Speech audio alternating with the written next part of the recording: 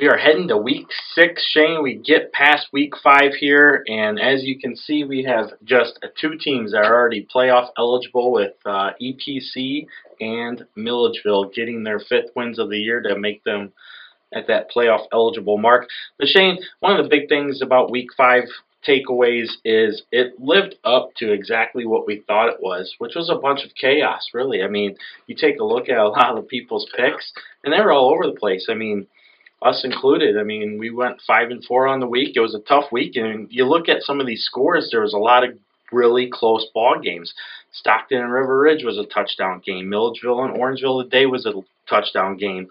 Polo and Warren was a close game. 2-score win for Polo there. EPC and Lena Winslow, our big game of the week between state contenders, a 20-14 game. Even Forreston and Aquin. I mean, Forreston pulled away handily late, but the way that Aquin played was very inspiring to see how they would live up to that Forreston train going up against them. And then even the lower tier teams, the East Dubuque and Amboy game, the Galena and West Carroll game, and even South Beloit and AFC. Yeah, the South Beloit AFC game is probably the one game of the whole week that I take the most away from. Like, that was a game where AFC's been bad, but how bad? You know what I mean? Like, that's a game that we pretty much thought AFC would be able to help some teams out and get a playoff point, and they didn't come through. I mean, the Galena EPC game, you could kind of see that coming, so to speak. Oh, yeah. The lackluster way that Lena's been playing, and EPC's a team that's got some swag to it right now, and until someone matches that, they're going to keep going. And, you know, you say the lower tier teams, and I would just stop you for a minute and ask where that line is drawn, because right now I see about 2 teams, and I know I'm going to make some people mad in Milledgeville, but they're on the Upstate side going 5-0. I'm sorry, that doesn't always mean anything to me, because we've seen teams on the Upstate side go 9-0 and lose in the first round of the playoffs. To me, you take the top 2 teams in the Northwest, and EPC and Lena, and you draw a line across, and everything there, I don't have a clue what's what. Well, and that's one of the fun things, right, to be honest. I mean, we said it right at the beginning of the year. There is a lot of, I don't want to say parody, but it is parody, really. And you didn't know what was going to take place because you could see so many teams playing up with so many. I mean, and on the Upstate side, you take out AFC and Warren. Although Warren, I mean, I don't want to, they're playing with teams. They're just not winning the games. But even the top 6, I mean, right now, I would place any of those top 6 against anybody, especially the way River Ridge played on Friday night with Stockton. Right. You take a look at that game, man. If River Ridge would have played that style of play that they played Friday night against Stockton at the beginning of the year, you're not talking about a big loss to Orangeville the way that they did. But sometimes you got to take them hits and those learning curves. Right. And, I mean, now, you know, you got teams that are going to be on that bubble on can they win out to get into the playoffs. Well, that's just it. I mean, we're at week 6 now. The season is no longer young. You're into the last stage of the season, whereas you kind of look back to those week 1, week 2 games, and you kind of blow them off because you didn't play well or you took a loss here. That's okay, we'll make it up. Well, those games are glaring now, especially for Orangeville moving forward after today's loss against Milledgeville. You know, that loss to Polo in week 1, I believe it was, could really come back to hurt them. It could. I mean, they got Aquin, and right now it's kind of tough to say how that game's going to go. You still have Toledo-Cumberland. East Dubuque has proven to be a very formidable opponent. I wouldn't write that one in the win column just yet. No, not at all. And then you still have Stockton, which, you know, when's the last time Orangeville beat Stockton? I couldn't tell you off the top of my head because I haven't looked it up, but it's been a long time. Right. So a lot's going to happen in the next couple of weeks, which is going to be great, though. I mean, if you're a fan of close games, this is the year for you. If you're a fan of championship contender and having a lot of them, maybe not the year for you. Right, exactly. But it is good football.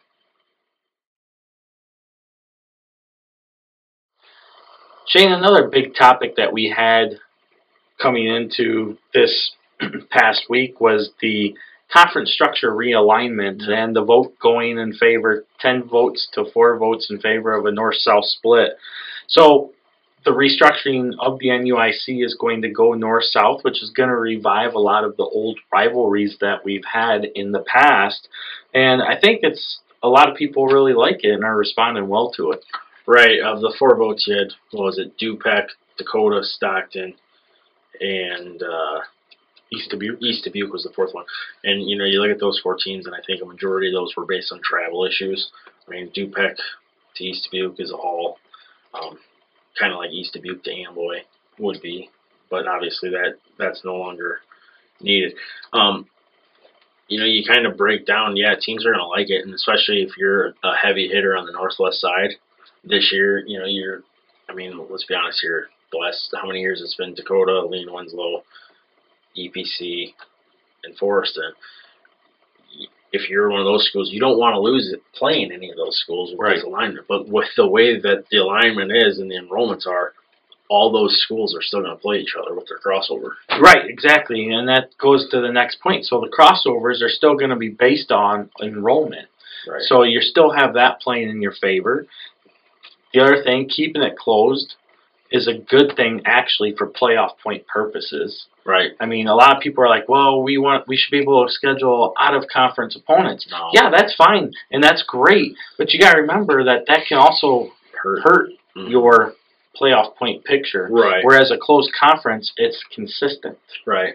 So you know that at 5-4, I'm going to have enough playoff points that we can make the playoffs. Well, it's like the Nick 10. You go 5-4 in the Nick 10, you are guaranteed a playoff spot because you're pushing for over 40 points easily. Right. Exactly. So I mean, it's just the way that the breakdown is.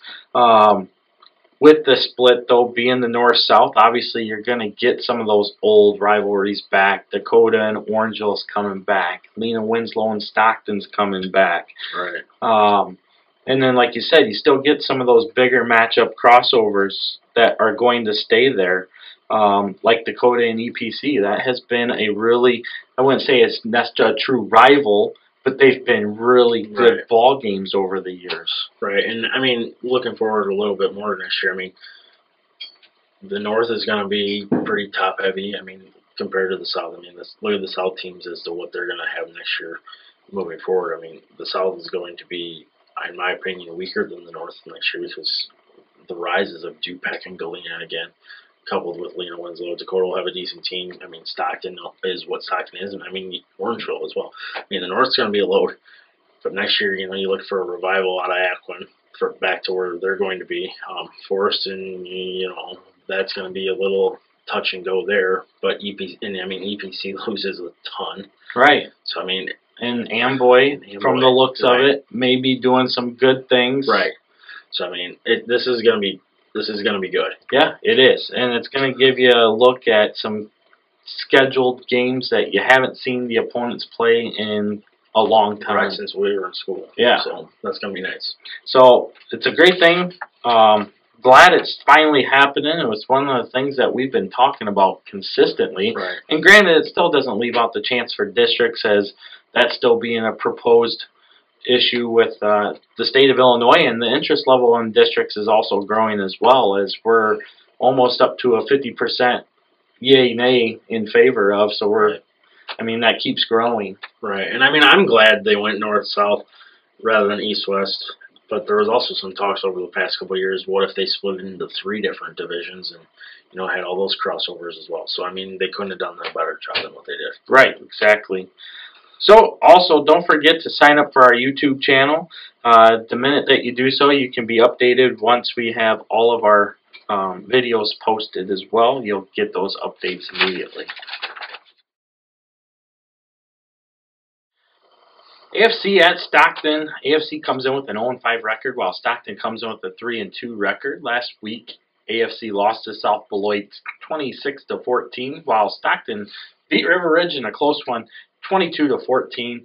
Shane, this game that Stockton won 45-6 last year. I really don't see where AFC is going to have much of a chance, unfortunately, in this ball game. Yeah, I would agree, and I'll keep my thoughts to a minimum here because there's not really much to say. AFC is just not a good football team. I'm not trying to be mean, but that's the reality of it. They didn't beat South Lloyd. There was a lot of teams, depending on AFC, to beat South Lloyd, give them an extra playoff point, would have went a long way towards the playoffs. AFC didn't convert. But I do want to talk about Stockton only playing River Ridge the way they did.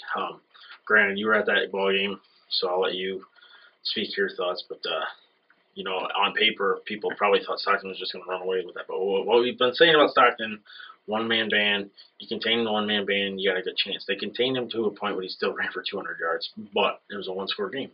And I attest that to River Ridge really playing well. Well, and that's just it. You nailed it. I mean, River Ridge played phenomenal in that game against Stockton. We had stated it in the build-up last week for that game that if River Ridge had a chance in this game, they would have to get that line play to be able to play a physical style type of game in order to contain Dvorak the best that they could. Now, yes, they gave up 200 yards rushing to him, but they gave up 237 yards of total offense in the game, and all of it was on Dvorak's legs. Well, I mean, that's pretty much been the Stockton story. And it's not going to end here, and it's not going to end until the end of the year when Stockton's done playing. I mean, that's their horse for good reason. Yeah, he's a great back. Rely on him to get you there. I mean, 35 carries a game. You know, last year we saw him get 42 against Aquin in the playoffs. I mean, if that's what you need in order to win, and he's able to do it, you'd be foolish not to do it. I like Stockton huge here. Well, and here's one of the things too. In order for you to stop Stockton, it's one of the things I noticed, and it's one of the things that Coach Nicholas did. And I've talked to some other people earlier today on what their plans were to stop Stockton, and really, it was loading up the box. I mean, they put 9 dudes in the box and left 2 corners out, and even the corners were pinching it. That's how you're going to slow them down. And then you just got to make sure you get your gap pressure. Yep. If you're not, you just can't allow yourself to get blown off the ball. That's not going to happen here. Stockton's going to win big. Warren at Milledgeville. Shane, we got a game of opposites here where Warren comes in with an 0-5 record, out of playoff contention. Milledgeville comes in with a 5-0 record, has playoff eligibility. Last week, Warren lost another highly fought ball game, 28-14 to Polo, where Milledgeville just beat Orangeville earlier today, 20-14. Last year, this is a game that Milledgeville won 58-30, and remember we were talking about that being it was close throughout, and then Milledgeville pulled away at the end. And it was one of those highlights where we thought, man, maybe Warren just finally got it going, and Milledgeville couldn't stop it. It's a trap. I did not realize that until looking at this. I'll keep my comments to myself on that. But I did not realize that. Hats off to Warren so far. I mean, you might be eliminated from the playoffs, but they've been in every game that they've played for a while. Obviously, some of the finals don't reflect that, but for a large portion of each game, they're right there. They had Polo on the ropes. They had Aquin on the ropes. I mean, and Milledgeville's coming off a high-intensity game, and it's easy to look at an 0-5 Warren team coming in and thinking, okay, bring it back down a notch. We'll put her on cruise control. Not a good week to do that.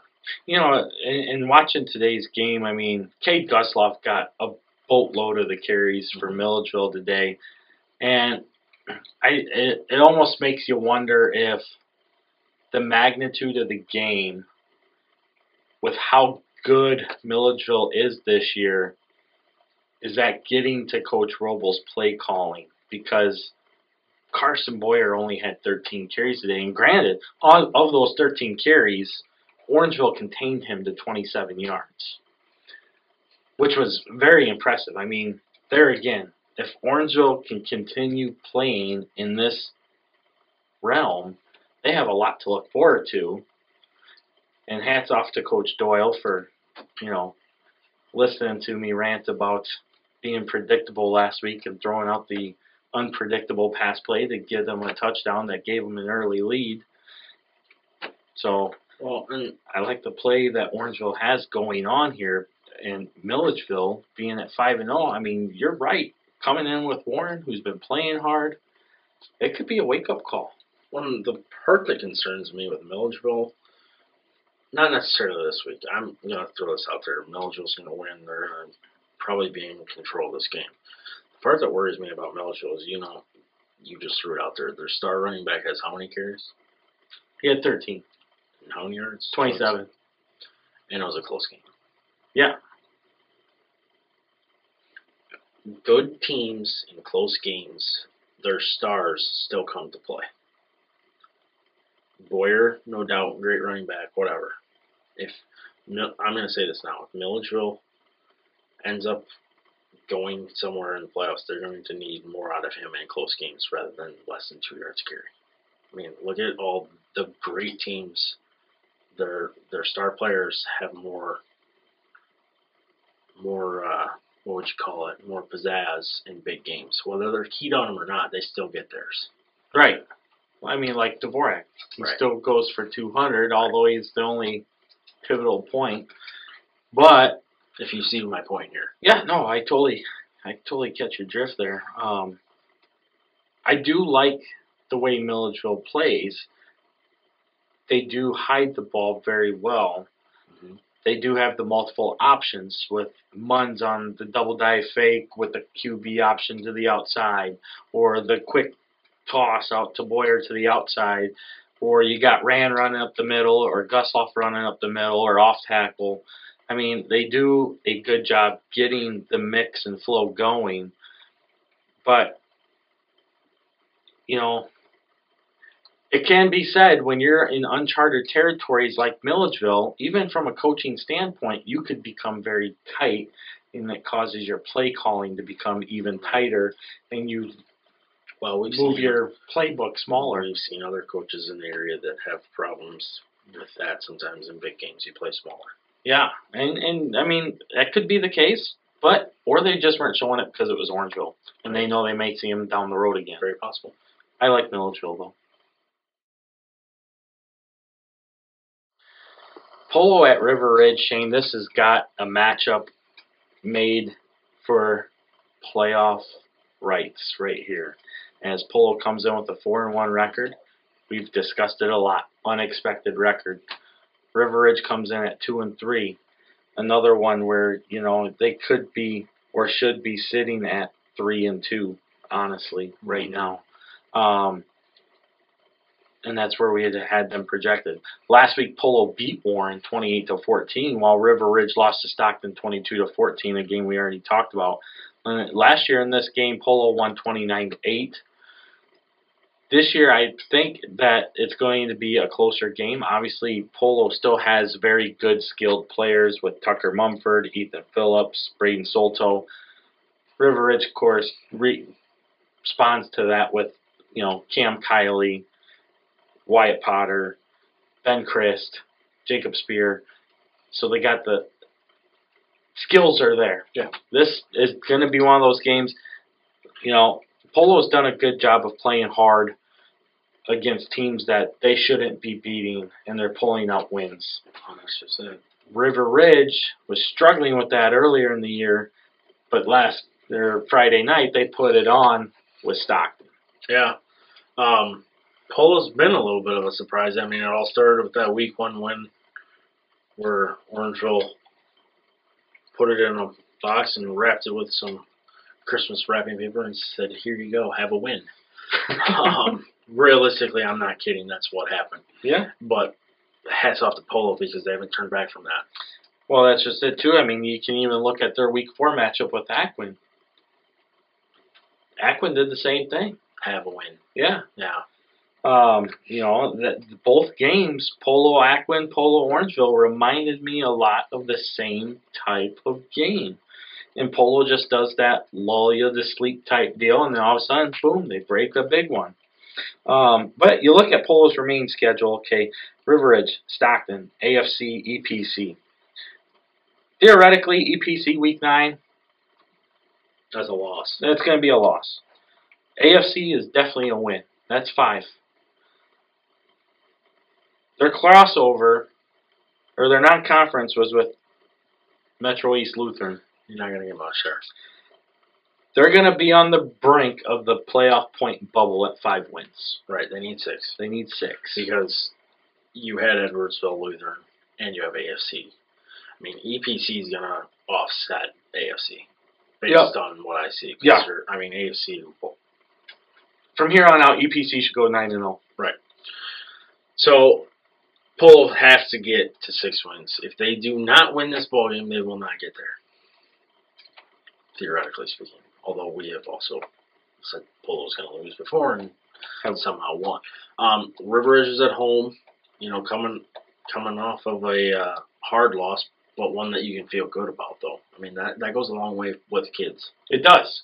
And, I mean, the Wildcats they're prepped. They know that their backs are against a wall. Mm-hmm. They know that they have the talent to make the playoffs. They want to make the playoffs. They're a senior-dominated team, so this is their last shot to do it.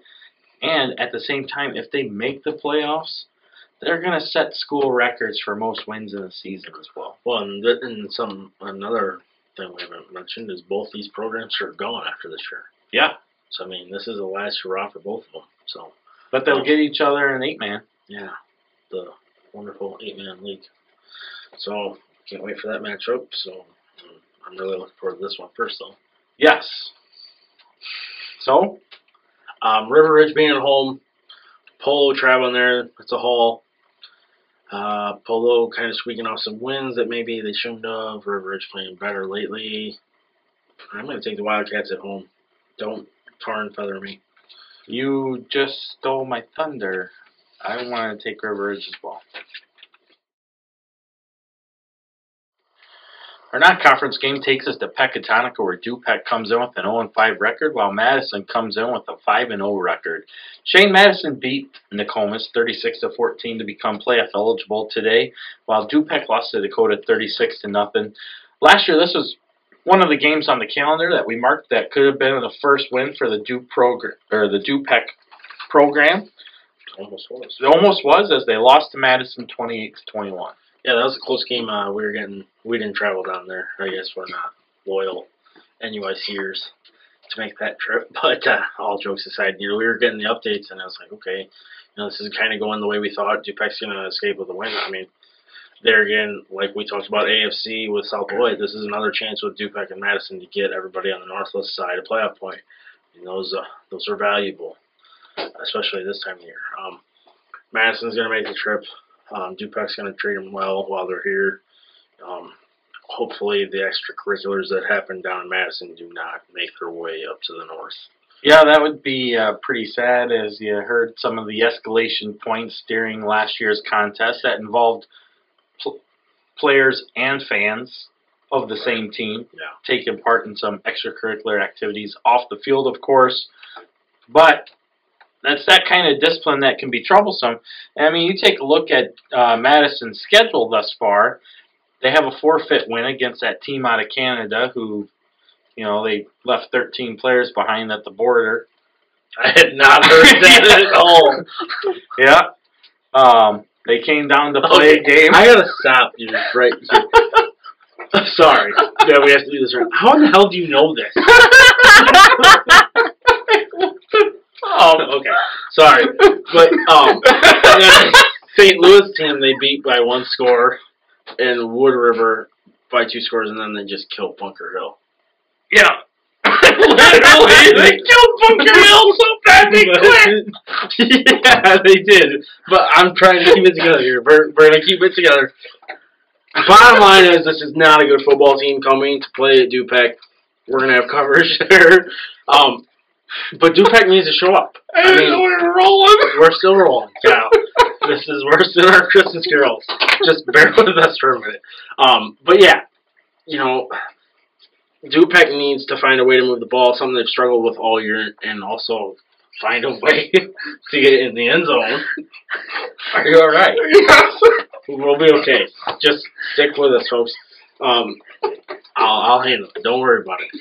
But yeah, a good chance for Du-Pec to get in the win column, get the program running in the right direction here, as they finish up with East Dubuque, Leewin, and Galena. Du-Pec could win 3 games, did.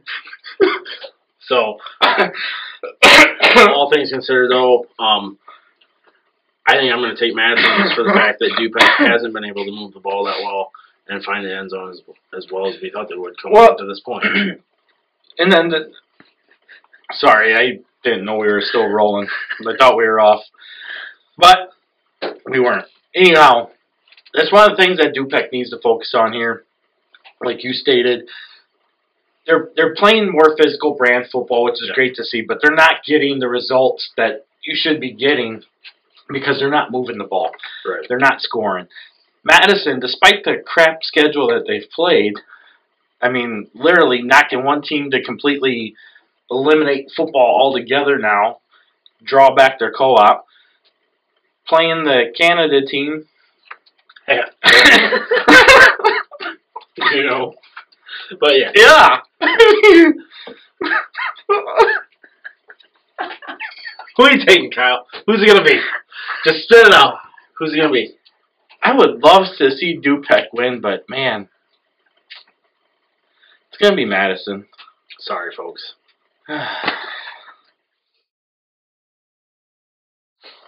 We move into the northwest side where Lena Winslow traveled to Amboy. Lena Winslow coming in with a 4-1 record after they lost that big matchup, the EPC 20-14. Amboy comes in with a 2-3 record after they lost a significant game to East Dubuque 27-21. Shane, last year Lena Winslow took care of Amboy in all facets of the game, winning 54-0. Yeah, that was a clocker. Lena Winslow's done that all season, and I think that was part of their problem with EPC. Yes, talented and all this and that, and didn't match the intensity in my opinion last night. But Lena Winslow looked a little winded, and you can't help but wonder if that wasn't due to West Carroll, part of Forreston. That was whatever, East Dubuque, and then Galena. I mean, the schedule wasn't exactly strong. They won the games they were supposed to, don't get me wrong, but the schedule didn't do them any favors on getting them conditioned. But hats off to the EPC Wildcats on that game because they knew exactly what they needed to do to beat Lena Winslow. Something we have touched on before. We touched on this when Forreston lost to Lena Winslow last year. Like, maybe this is the perfect storm. And, it could be the case for Lena Winslow here. That loss might do them some good. So, one of the big things was coming into this game was, EPC able to throw the ball against Lena Winslow. But you had stated that they were able to run the ball as well. Yeah, they did. The yardage might not be that significant, but when they needed it, they got it. They were never turned away when they should have been. And, Temple, both of them for that matter, really hard to get down. A slippery runner, so to speak. And they run hard. Not going to break speed records by any stretch of imagination, but they get to the open field and they're hard to bring down. Lena Winslow struggled with that. And our question was going to be at the backside of the defense, and, EPC found some holes in that as well. Now, did you see anything that Lena Winslow was doing in that game that we could look at moving down the line, such as, covering the tight end specifically? Did they put too much focus there? Do you think that opened up holes in other areas? I think so. It's definitely there. I mean, and you're going to find that in any case where you try to shut down one and you put a little extra emphasis on there, you're going to sacrifice on the other end. Right. But, Lena Winslow still, they came out of half and they got Isaiah Bruce rolling, and because, his first 4 carries of the ball game, he had negative yardage. So definitely something Lena Winslow's not used to, and something that Isaiah Bruce isn't used to. But like I said, I think that was a good loss for Lena Winslow. When was the last time you saw Lena Winslow have 4 turnovers in a game? It's been a while. Yeah. I think it was that 2014 playoff loss to Galena. Yeah. So, yeah. And, Lena Winslow hadn't lost since 2016. If you're a Leland faithful, I wouldn't get too fired up about this. Not to take anything away from EPC because they played a hell of a ball game and are a damn good team. But Lena Winslow, despite having played that bad, they're still there on 4th down, 4th and goal to end the game. Clippers just couldn't make the connection. So, I mean, there's still an opportunity to win the ball game. This game, it's not going to come down to anything Amboy does. I like Lena Winslow because Lena Winslow's good, and Amboy's just not going to be able to match it. No, I think you're right. They're not. But what Amboy has done this year is they are able to throw the ball, they've been doing that fairly well, which they have not been able to do the last 2 years. So that could bode some potential problems for Lena Winslow in this game, but I don't think it's enough that Lena Winslow can't overcome. Well, and that's just it. I mean, Amboy might be able to throw the ball, but they haven't seen the pressure that the front four that Lena Winslow brings. Right, so, and you're going to be talking about a pissed-off Lena Winslow Panther team coming to town. So good luck, Clippers. No hatred there, man, but I like Lena. Big. Yep, I do too. Galena at EPC, Shane. EPC comes in with that 5-0 mark after they pulled off the upset on Lena Winslow 20-14, where Galena comes in with a 2-3 mark after they beat West Carroll in what was seen as an upset game 10-0. Last year, EPC won this game 40-0. EPC is coming into this game on different circumstances than they had the year prior, where the year prior they'd already suffered a loss to Lena Winslow and a loss to Forreston. This year they come in with monumental wins against both teams. They come in with the toxic dose, and they're 5-0, but they have got to avoid another Amboy performance. They played like crap against Amboy and narrowly escaped there with a win. Same thing. You got to stay high, bringing the emotion that they brought the last 2 weeks, because it's easy to look at Galena and think, okay, we can kind of ratchet off here a little bit.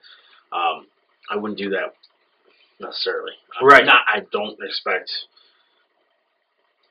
that to be an issue on any stretch of imagination, but I just like to throw that out there that when we're talking about high school kids, it's possible. Yeah, I mean, that's one of the things that we've talked about already. We're so used to seeing EPC start up here over the last couple of years, and they've progressively digressed. This year, we expect them to be where they're at. Not 5-0. We thought they'd be 4-1 right now. Or at least I did. Or 3-2. Yeah, I had them technically at the beginning of the year. I had them at 4-1 at this point, not 5-0. So they're still right where I expect them to be. Yeah, they pulled off an awesome upset. Great game, great effort, and they had to pull these off in back-to-back weeks. And on the road. On the road, yeah. Hard places to win, too. The 2 hardest places to win over the last 10 years in the conference, or at least since 2010. Anyway, they can't have that letdown. What we've seen in the past, outside of their 2014 season, is they play their Super Bowl in the regular season, and then come playoff time, they collapse, with the exception of the 2014 team. This year, they have a decent shot. They should go 9-0. Right now, looking at their schedule moving forward, they should go 9-0. That's going to give them an excellent seed because they're crossovers with Polo, so they're getting playoff points, obviously. And then if you add that in to a loaded 2-way field, and if they can continue to play against a Forreston and a Lena Winslow, and they keep this momentum and they keep building in the direction that they have been this year, like you said, don't have that Amboy letdown, but if you keep building up, you keep learning more and more and more under McNutt's system, with the athletes that they have, the will to win that they have, they can make a good run in the playoffs. And I'm not talking about a second-round run. I'm talking maybe even a quarterfinal run. I mean, I'm not going to sit here and say that EPC is going to be state championship contenders. If they were in 1A, I would put them in there. In 2A's a lot tougher this year. Yeah. And can they do that? Sure. You got to play the games. Anything's possible. You got to play the games. They just got to keep building on what they're doing. They cannot have a letdown against Galena just because it's an inferior opponent. Galena is still very skilled. EPC should own the line of scrimmage, though. Oh yeah, absolutely. I mean, not to discredit Galena, they're making strides in the right direction. They've already got 2 more wins than they had last year, and they've still got some winnable games ahead. I mean, they have, who is it anymore?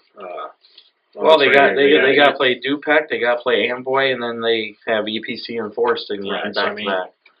They could go 2-2 out. Get to that 4 win.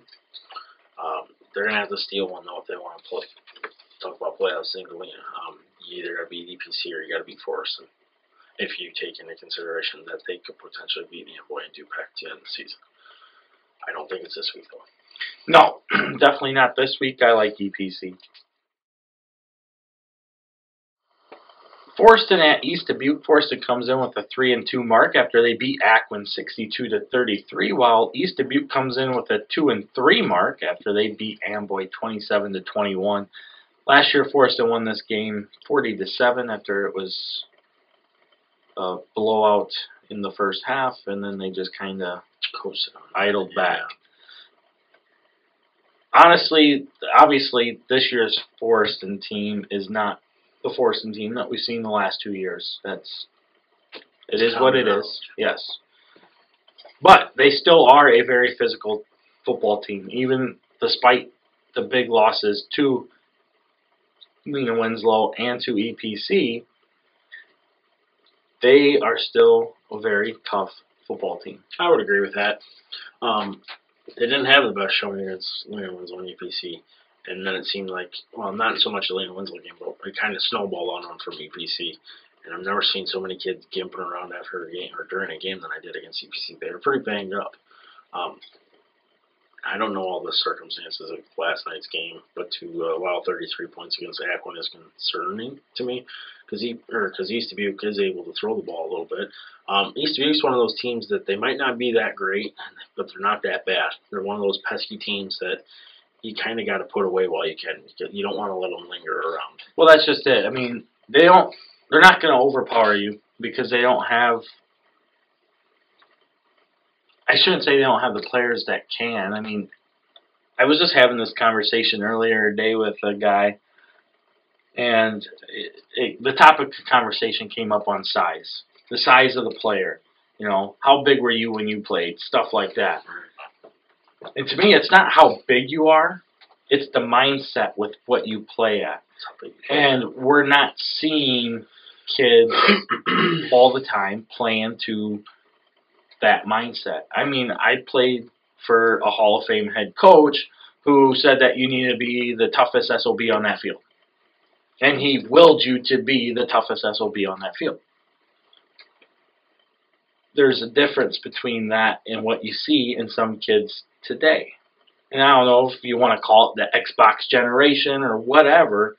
Some kids still have it, and some others don't. But it's one of those things that we've seen regressing over the years. And I think some of it's due to, being scared of player safety, all the crap with concussion, CTE. I mean, I shouldn't say crap. They're legitimate concerns. But at the same token, there's still ways that you can play and play hard and play physical. I mean, the style of play I played in when I was in high school probably would not benefit the way kids play today or the way that the state wants you to teach your players to play. But I can stand here still today, and I'm able to walk, I'm able to talk, I'm able to move, because in my mindset, if you go hard and you play hard all the time, your chances for injury become a lot less. Right, and that's a good point to make. And not to mention, you can say all that, and that's great. I don't disagree with you at all, so I'm going to throw that out there. But teams that use that as an excuse, that's a problem, because year in and year out, we see the same teams sitting at the top of the conference. They don't have a problem with that. Right. If the lower teams have a problem with the technique and everything, then you got to figure it out. Right. Because the teams at the top keep on winning. So getting back to my point, too, because I kind of went off on a tangent. That's fine. You're right. Yeah, I know. East Dubuque is that team. They are pesky because they have skilled players. They're really, really good. So they can hang around if you let them. and then you're going to end up losing to them because they will make something happen. Right. Do I see that happening here? No. I do like the Cardinals because I think they're going to dominate the line of scrimmage, and in any case, when you can manhandle a line of scrimmage, generally the game goes in your favor. I agree. Forreston on the road. Our Upstate game of the week takes us back to Orangeville, where they are going to play host to Aquin.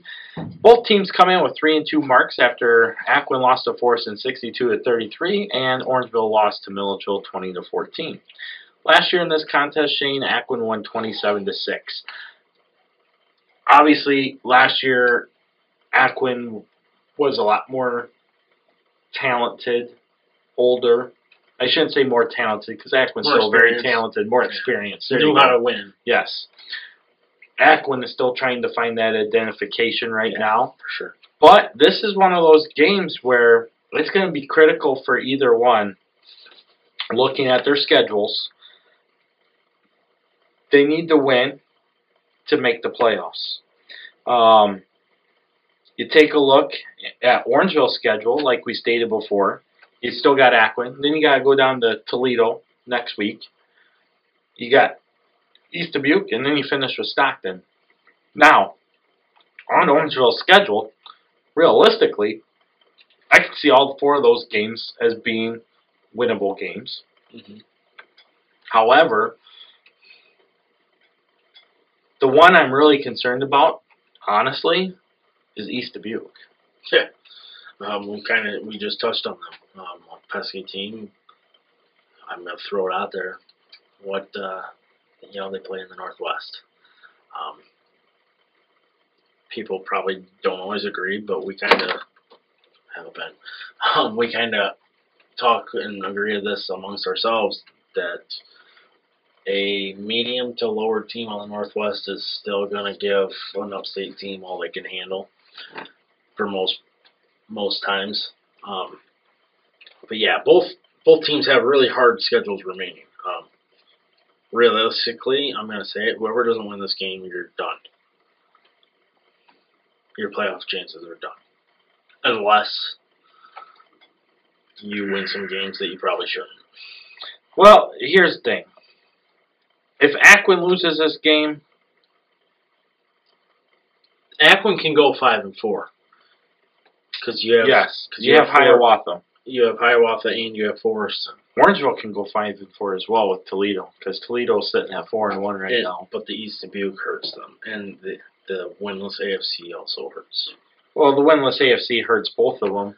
But Forreston will cross off most of. Yes, Aquin's going to have more playoff points for sure than what Orangeville will. Right, that's a given. Yep. So I think that this game benefits Aquin more to win than necessarily Orangeville, because I still think Orangeville can very much compete with the teams further down the list, especially after looking at how they played with Milledgeville today. And you look at their one other loss at Polo in week 1 on a hot, god-awful day where they had the lead, and then, like you said earlier, that gift. Yeah. Yeah. It's too hot, here you go. Yeah. This is one of those games where you you sit back and you try to come to a conclusion on what you want to pick. And Orangeville does a lot of good things defensively, and Aquin does a lot of good things offensively. It's a tough game. I like what both teams are doing as far as where they're heading. I think Orangeville is more geared for this game. I like the Broncos. I would agree with them being more geared towards the game. But something just tells me to take Aquin on the road. Our Northwest game of the week is going to take us to Savannah, where Dakota is coming in with a 4-1 record after they beat Du-Pec 36-0, and they will take on West Carroll, who comes in with a 2-3 mark after they lost to Galena 10-0. Last year, Shane, this game was a very much hyped matchup that Dakota pulled out 10-8 on a game-winning field goal. by Mr. Lentz. Yeah. That was Dakota's, what was it, 5th game that they actually scored a win within a touchdown score. Yeah. If you remember right. Since 2011. That was the big hype of that game. People were leaving the field and when Lentz lined up and nailed that field goal. Dakota's 2 games removed from that shellacking to Forreston, 1 game removed from that disappointing defensive effort against East Dubuque. I'd like to see what I saw last night against Du-Pec. They didn't give up any points, and I know Du-Pec's struggling to score, but for a defensive unit for Dakota that had been giving up a lot, I mean, I think that speaks volumes as to where they want to get. I mean, Dakota's in the middle of a stretch of 4 games that they should handle. At the end of that stretch, you have EPC and Lena Winslow waiting. And we talked about the offensive switches. How's the right time to do that? They're in the middle of that. Now they really need to capitalize with West Carroll and take care of Amboy at home. On the flip side of that, I'll let you speak here in a second, sorry, but West Carroll, their playoff chances are done. Even if they beat Dakota, they're done because they still have EPC and Forreston. Last night was huge for West Carroll. Yeah, that was definitely what I would consider a disappointing loss. I mean, West Carroll is definitely on pace for what I did not see. Originally, I had them going 5-4 based off of, you know, some of the things I noticed that they were doing well in the off season. However, sometimes the games just don't go that way for you. You knew Lena Winslow was going to be a loss. Du-Pec was a slim win that they probably should have lost. They did lose to Amboy. They came back and they beat Stockton. Now they lose to Galena. Like I said, Dakota, EPC, Forreston, East Dubuque. Honestly, they could not win. Yeah, they could not win the rest of the year, so they could finish 2-7. Realistically, right now, I would think that they go 3-6. But that Week 9 matchup with East Dubuque is daunting, right? Because I think both teams are very evenly matched. Looking at the forefront to this game, Dakota should win this game handily. The only problem I have with this matchup is the fact that Derek Tracy can throw the ball, and he throw it rather well, and Dakota still has not done well against a skilled passing team. I would agree with that. The thing that's daunting to me, though, is every week the stats are sent in, and you look at last night's stats, and unless I read it wrong, correct me if I'm not, I'm sure someone out there will correct me in one way or another, to have negative 24 yards rushing against Galena. I'm not dissing Galena, but Dakota's defense is hands down better than Galena's. If Galena held West Carroll to negative 24 yards rushing, it does not get any easier whether you can throw 500 yards. If you can't move the ball on the ground, a lot of times you don't win. No, I agree with you there. I mean, Dakota's just gotta show up. They gotta show up. They gotta come ready to play, and they gotta do things that they have not proven yet that they can do. Right. And to be quite honest, they need to treat this as a big game. Yeah, I mean, you can't lose this. It's highlighted as a game of the week for a reason. Right. I mean, I see this more of a one-sided affair this year than what I would have predicted at the beginning of the year. I do like Dakota in this matchup. It should be a big win for Dakota. I agree. To touch on this real quick, because they have to win. They have to beat West Carroll and they have to beat Amboy. 5-4 will not get Dakota in the playoffs. Not likely right now. I mean, we'll start breaking out the projections here moving forward as we get those. But right now, I would say that you need 38 points to make the playoffs. I mean, that's where I see the cutoff being. So we'll see what happens. I agree. 6 wins is what they're going to need with AFC as their crossover.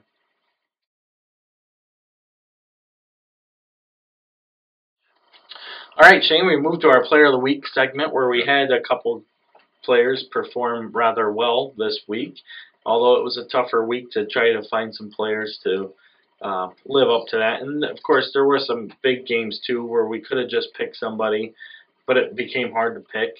A lot of the EPC offensive line. Yeah, if we could give it to a whole group, they probably would have been a way to go. Or is our defensive line. Yeah, one of them. The EPC line.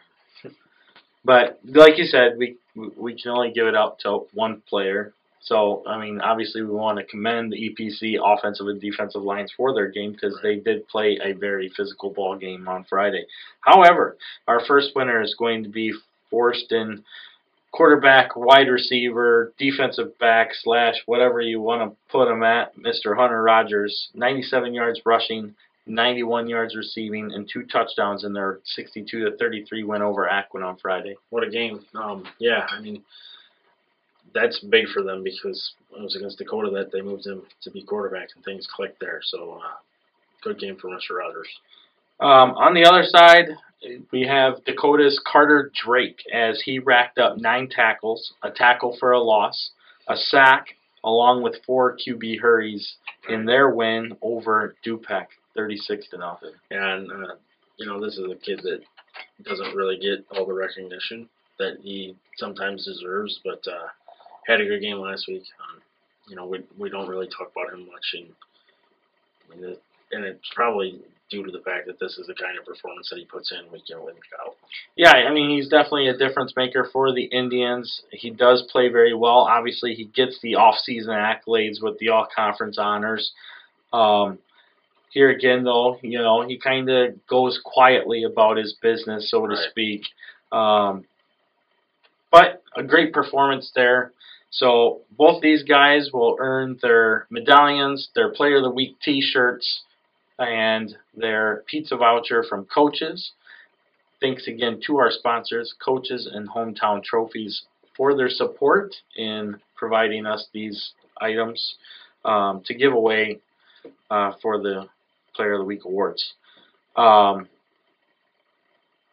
Great performances overall, though. Yeah, it was a good week of football.